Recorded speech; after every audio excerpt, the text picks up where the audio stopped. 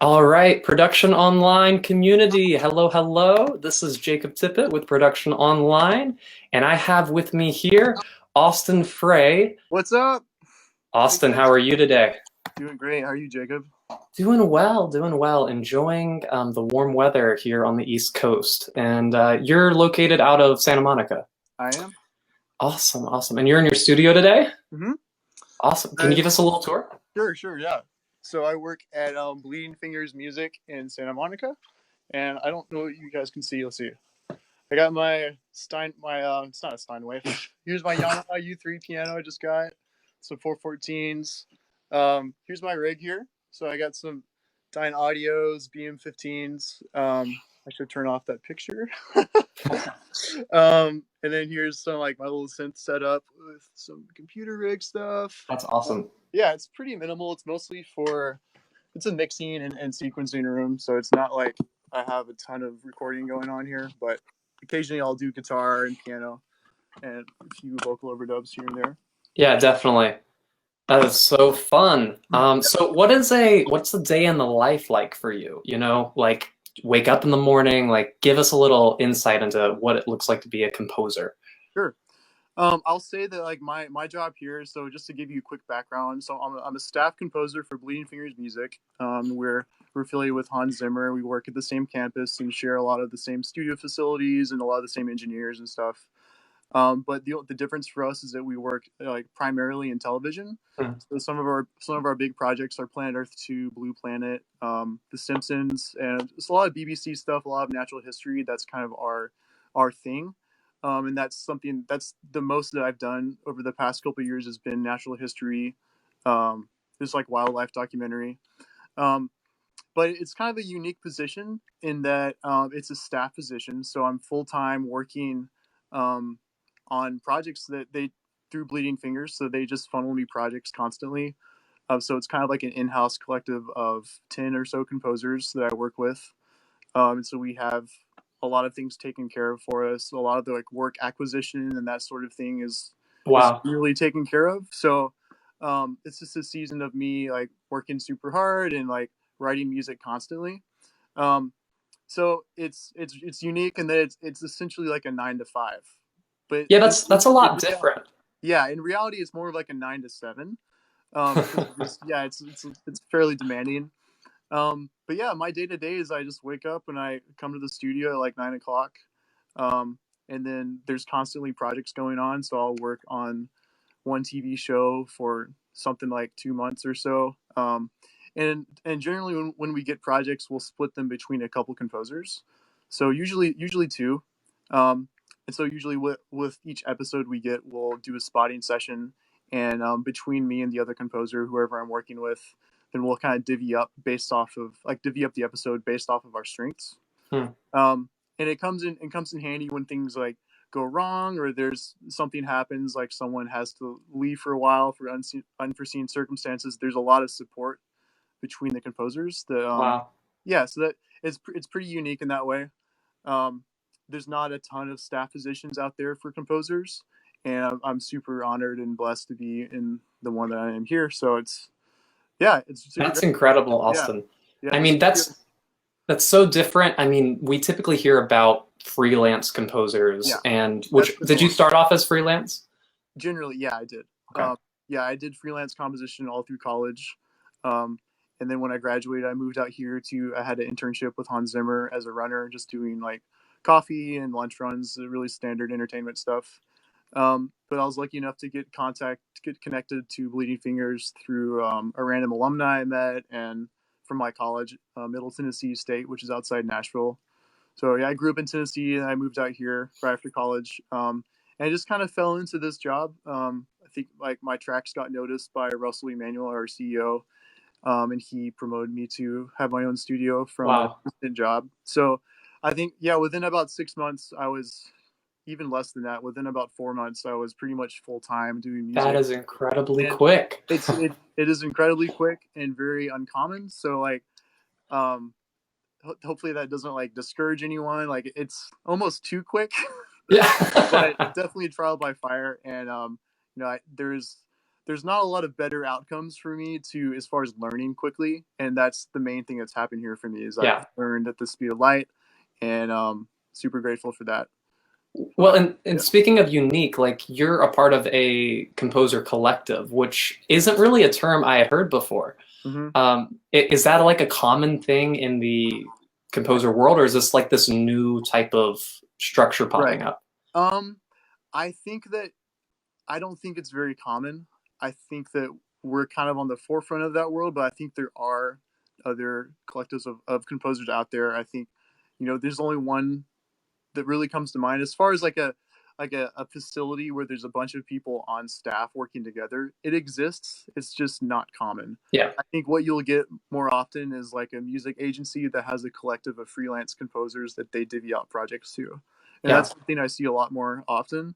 I know Jingle Punks, which is a competitor, they have like a few in-house people, but as far but beyond them, I'm not really sure if there's more companies like Bleeding Fingers. But Yeah. yeah. Well, cool. Well, at Bleeding Fingers, you guys do primarily TV, as you were just Hmm. saying. How does that look? Because I know you work on film projects sometimes, and you have to jump back Hmm. to TV. What's kind of Are there any main differences between the two in your workflow, and kind of how you Right. approach those projects? The workflow is pretty similar. I think scoring to picture is essentially the same workflow, like going from TV to television. The main difference is that TV, the arc of TV, within an episode and within a scene can be, from my experience, a little bit shorter. Hmm. Now, granted, when you're looking at something huge like Game of Thrones or a giant multi-length, like multi-season series, your arc is ginormous musically. Um, but I am not very experienced with film, and I am working on my first film right now. And I think that one of the main things I learned about it was how much longer the creative arc of the story. Hmm. So you have to think about it in a much bigger picture than just this 1 2 minute cue that you're working on. Because a lot of times, in like wildlife stuff or The Simpsons is the ultimate opposite of film. It's 7 seconds of very like dramatic on the nose or goofy music, and it's in and out before you know it. Yeah. And so your arc for each moment is 7 seconds. It's like maybe two chords, two notes, maybe one chord, and occasionally, there are definitely like the 30-second sequences of like a nightmare sequence or some sort of action thing.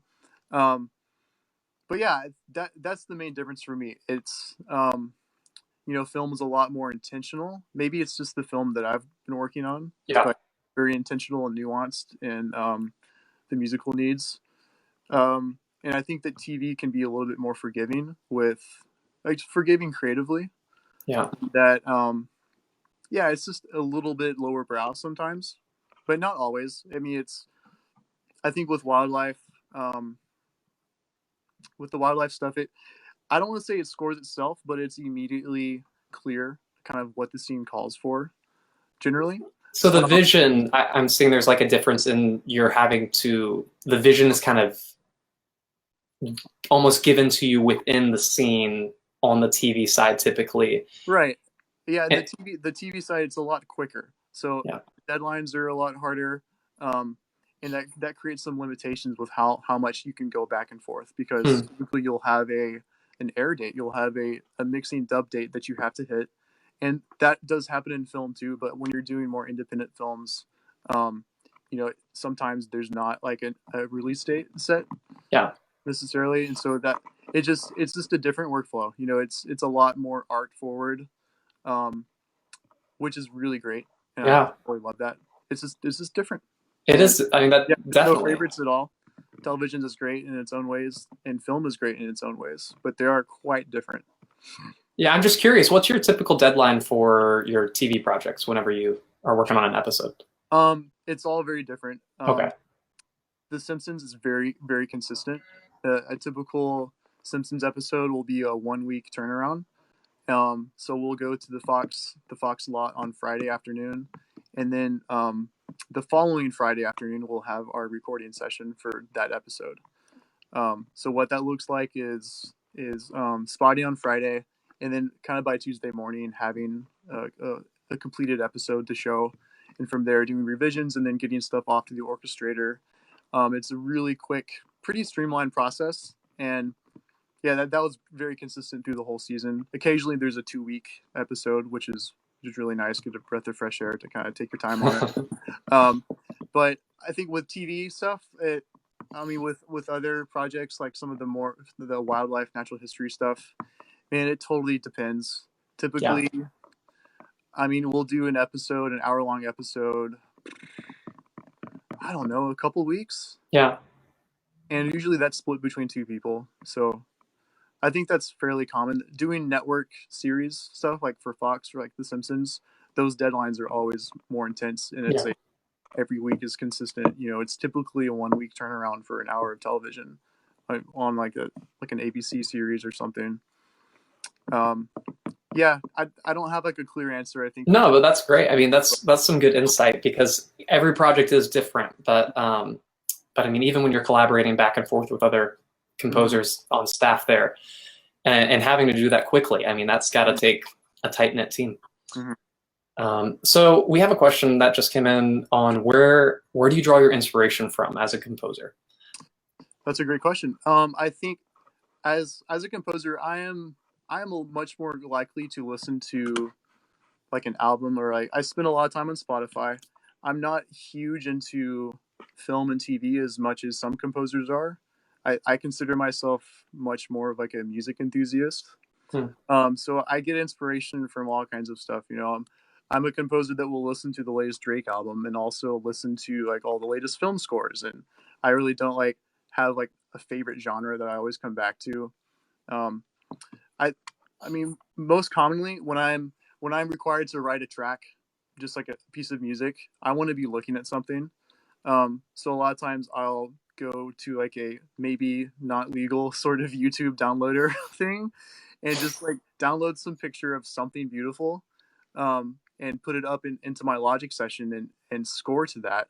Kind of That's very, really creative. yeah, very very loosely. I'm not trying to hit any cuts or anything, Yeah. but just to have something to look at, it means that you're compensating less with the music to fill in gaps. Mm. You end up with a much more natural, well-paced piece of music that's not like trying to be something it's not. And you'll generally end up with a more concise idea. So if you're like a library composer writing for production music libraries, that's a really great way to make sure that your music is going to work to picture, which is always the end goal. Yeah, I think that's the main thing, is just listening to a wide range of music, um, just across a lot of different genres, and then looking at something. Because I always find that writing music to a scene on like a real project I'm working on is so much easier than just looking at a bunch of gray Logic space with, Yeah. you know, Well, yeah, I think not that's a genius yeah, idea to bring in. It doesn't matter what it is, yeah, just some type of natural visual yeah. element to help you create that breathing room. And even Um, audio, bringing in just like a bed of nature sound, or like hmm, city sound, or bringing in like a motivational speech, like some like historical, like Martin Luther King, I Have a Dream, like playing music to that. If you need to make something like a really inspirational, epic piece of wow. music, I've done that a couple times, and it's incredibly effective. Like you write, you like do your initial composition with that underneath it, and then you take out the speech, obviously, for your final piece. But it really helps inform the writing process, and yeah, just give you inspiration. Yeah, that's really setting the Yeah, tone with adding those elements that in. that technique's a little bit harder to use, but it does work. Well, it sounds difficult, but it also sounds very rewarding when Mhm. you're, listening back and iterating through the Yeah, process. Wow. So, what type of, I mean, I know we have a bunch of gearheads, some people sure. who love, You're looking at one. I mean, see, I knew you were awesome, Austin. So, what's kind of in your studio, what's your favorite piece of gear? Like if you were stranded on a desert island with one piece of gear, what saves you? What Dude. I know it's a hard I hate asking the question, but Yeah, it's such a like there's something that you just connect with as a junkie, like a gear junkie. I'm a piano junkie. I don't know if I'm a gear junkie, but the piano will always be my favorite instrument. And I write. I always write with piano. I have all kinds of different ways to secretly use piano and it not sound like a piano. It's such a core part of my composition and sound. So I think that I'm not always using my real piano. If I had to choose one object in my room, it is the It's Yamaha. the yeah, yeah, But there's limitations to that because there's tuning stuff. It's slow to actually get over there and like produce a good piano recording session when you're dealing with deadlines. So I a lot of times I am using samples just because they're always in tune and they sound great. It's not quite as good, but yeah, piano is my thing. And I think that I mean, the my Moog Sub Fatty is I love that thing to death. I use it all the time. I yeah. think if I had to choose one synth, it would be that or the Sub 37 if you can afford it. That's definitely like the best. That's what I see commonly referred to as like the best bang for your buck for a synth would be a Sub 37. Wow. So No, I don't have one, but it's the Sub Fatty is pretty close. So yeah. if you only have half the budget for a Sub 37, you can basically get a Sub Fatty for like 650 used, which is great. That's Uh, so cool. We have some people who are, on a budget and they're wanting yeah, to start learning how to compose, and they probably have Logic yeah. and a MIDI controller, and that's it. What would be kind of your recommendation for them in terms of as they like what type of gear do they really need on a budget to compose something? Um, I think that like nothing will ever stop you from composing great music with Logic stock plugins. Like there's such a wealth of sounds on there that my first word of advice for new composers is always to master what you have, like no matter what that is. And if you're starting from Logic, like that's such a great starting point, and it forces you to be more creative because you don't have sounds that already sound super produced and epic. You Yeah. have to find ways to do that, and as they continue to update Logic, I'm continually like impressed with the quality of the reverbs and plugins and everything, like all the samples, the EXS 24 stuff. um, I think the logical next step was to get the complete ultimate bundle. I think it's like $1,000, but it's pretty great bang for your buck, and there's a lot in there to elevate your sound. I mean, the sample thing is a total rabbit hole that I'm voluntarily have been falling down for years. And Um, just keep falling and can't yeah, stop. there's always a point when you need like a really good string library to do stuff with, and Yeah. there's a lot of options these days. If I were starting over right now, I would probably get Cinematic Studio Strings. Hmm. I That's the library I use a ton. I use that almost exclusively for The Simpsons this year, which is because the library has a really tight, dry kind of a American film score sound, even though it was recorded in Australia. Um, so I have a ton of different string libraries that are recorded in different locations and have different strengths and weaknesses, and it's really helpful to get to that point when you have those options. But Yeah. you don't have them, you kind of just have to make creative decisions and let that library be your sound for now. Granted, like Cinematic Studio Strings, there's mic positions that you can use to change it up. So if you need like a more wet sound, don't buy a new library. Just turn off the close mics and use the room mics, and then put it in a reverb and see how far that gets you. But you know, I wouldn't use super produced hybrid libraries as a crutch. It's great to be able to learn how to make those sounds yourself. Hmm. Someone in the studio was tweaking synthesizers and reverbs to make those big epic sounds, and there's nothing stopping you from doing that.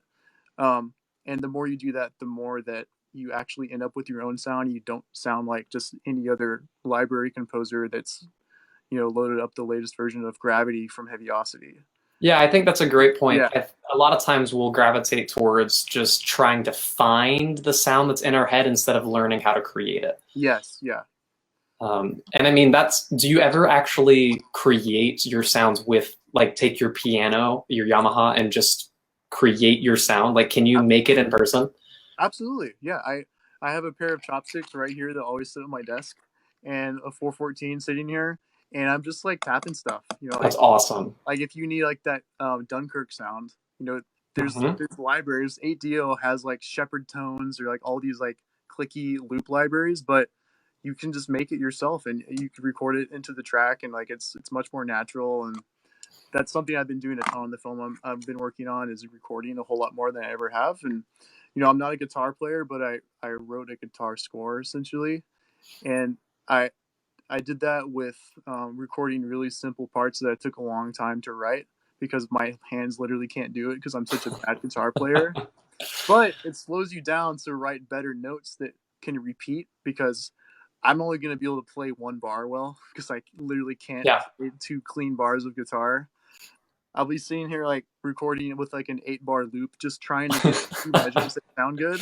And once I get that, then I can loop that. But luckily, I took enough time to write a part that was going to be um, that you could repeat and not get super tired of.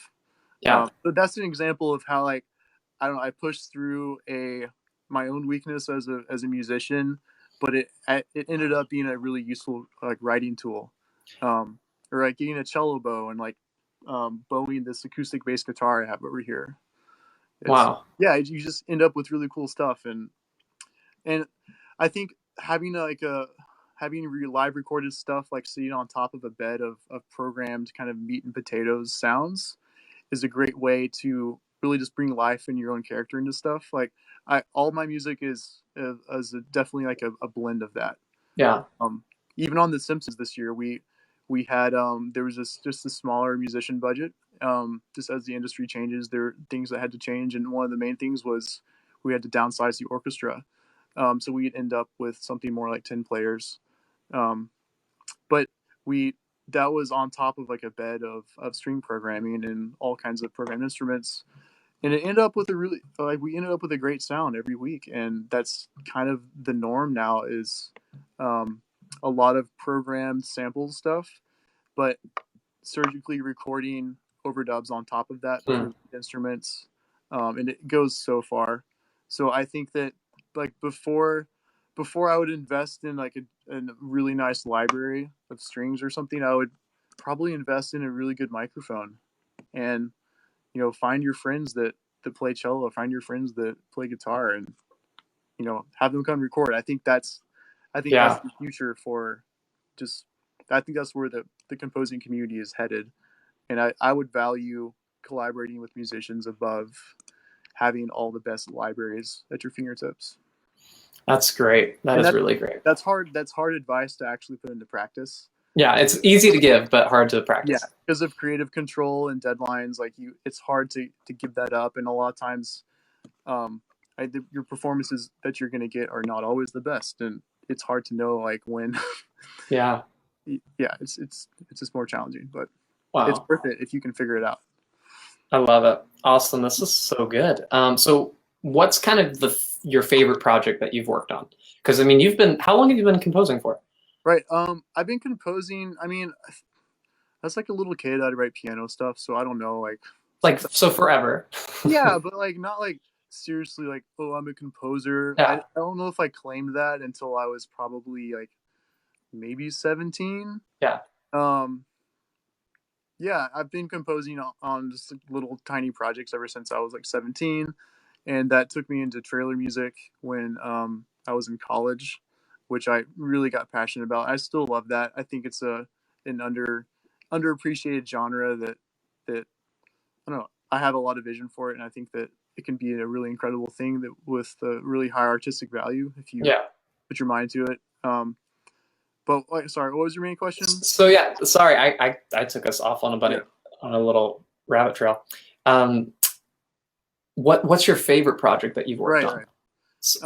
I've been here for 3 years, and I think the favorite project I've done, um, I would say it's Big Cats for BBC, which unfortunately has not aired in the United States. Yeah, I So haven't seen it. yeah, no one's seen it. It's a UK thing, but that project had really incredible cinematography, and there was one segment that was cheetahs, and they had these cameras mounted on these go karts, and they were flying through the desert, Wow. and the cheetahs were chasing these go karts around. So you had this incredible close up slow mo high def footage of like just muscles rippling through the cheetah's arms, and I did this like 80s kind of synth score to Oh, it, like fun. all kinds of like those classic like Michael Jackson or Kit sound, like that you know the sound. Yep. Um, and the project, I mean, the project just had a lot of scope to it. There was some really epic moments with the lion prides in Tanzania, um, to like more intimate stuff that like the co-composer for it, Jared Fry, wrote this really adorable, like super fun piece for this rusty spotted cat, which is the smallest cat in the world, and it's like the size of like a gerbil, basically. So it went from the huge, grand scope of the African savannah with like these violent images of lions like killing stuff, Yeah. which is super epic and fun to write to, and luckily I got to do that segment, down to like all kinds of tiny little cats in like Mongolia and the jungle. So it just had like a really big dynamic range in the stories. Um, and yeah, I thought the footage quality was so good, and I really loved that. And I think more recently, this is a very unique project. It's called Symphony for Our World. It's on Spotify. It's I don't know if it's been. I know it aired on Earth Day. I don't know if it's aired much after that. It was kind of an Earth Day special. I think there are reruns happening. But it was an hour of just purely orchestral music to like some of like Nat Geo's best footage of the year. Um, and the whole premise of it was just to have music and visuals and sound effects. There was no dialogue to like giving you some story about the animals Wow. you're looking at. It was just like a montage of nature's best. And that whole genre is really a dream come true for me, because it just really speaks to I guess my experience traveling, and just a lot of the nature is very dear to my heart. So Hmm. that was a really incredible project. I got to do that with Andrew Christie here at Bleeding Fingers, and they're actually doing a world tour of the score with at orchestras all around the world. Wow, that's incredible. Yeah, so they're playing the footage live, and then various civic orchestras, just like the Boston Symphony Orchestra. I actually don't even know if they're playing in Boston, but they're just touring it to all the Yeah, main concert halls in these cities. And it was really amazing to hear that premiered in San Francisco. I got to go up for that. Um, that's so but awesome. yeah, that was really rewarding. But I think creatively, I I think that I love working in the studio with the orchestra and doing a more of like a studio production rather than writing for concert music.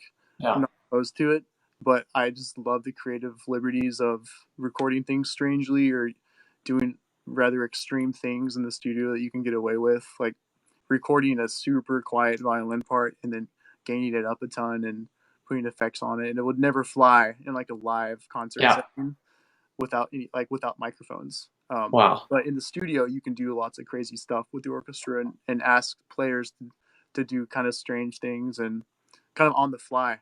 You can be like, hey, can you turn that into a tremolo up on a harmonic, but play up the bridge at measure 8, and then like back off to like standard vibrato full bow, and you can make they can do that like on the spot, Yeah. and that's stuff that you just can't really program into samples. So which brings me back to my main point of getting live players in front of a microphone is just that makes all the difference. Wow. I love it. I love it so much. So we have time for one more question, and we Sure. had one pop in here on how does trends in the music industry affect how you score? Hmm. So when whether it's you were talking about that 80s, synth pop type Yeah. Yeah. sound, like when these types of trends come back through in the music industry, does it affect you? And if so, how does that look? Like how do you guys adapt to those Mm. different sounds? You know what? I haven't really encountered that a lot, to be completely honest with you. I think that the film music world is a little bit insulated from the trends of pop Hmm. music, and I think that they both inspire each other, but I can't think of a time recently when um, the trends of the music industry have really affected some of this more orchestral scoring kind Yeah. of serious music that we're doing. All of that changes when you go into like reality TV or anything like that in these competition reality shows. Yeah. All that stuff is always directly inspired from whatever's trending like on the charts. And a lot of times when I'm starting a project like that, I do spend some time on the Spotify top 50 list, like for the world, and we'll see like what the world's listening to. Yeah. Um, and you know, I look, I don't feel like a complete fraud when I do that, but part of me is like, like, am I truly like, what am I trying to be right now? Am I trying to be a composer or producer? But you know, I have a big love, I have a major love for pop and hip hop, and do draw inspiration from that. But I don't get to use that inspiration a ton necessarily. Yeah, because the I visions don't know. of your projects are typically pretty set in Yeah, stone. it's an interesting question. I don't And, think. and I think mainly, like, I'm thinking in my head, the questions coming from shows like Stranger Things that, Yeah, have this completely different right. sound than most shows. Yeah, I think when you're talking about scripted dramas, like a more modern scripted drama set in present day, um, I think the conversation really does change there, and that's an area that I'm not Yeah. as experienced with. Like I'm a lot more experienced with the epic wildlife genre in trailer music and reality TV, which is mostly like pop and hip hop stuff. Um, yeah, I think it's all very subtle, and where the inspiration is coming from, and how like both parts of the music industry affect each other. I think they both affect each other. Yeah. Um, but Now I think all of us have to go home and open our laptops, put a wildlife scene on our TV, and try to score something do it. because that's the key. Yeah, you'll That is find it the come key. pretty easy. I think Hey, it's I very love it. subtle.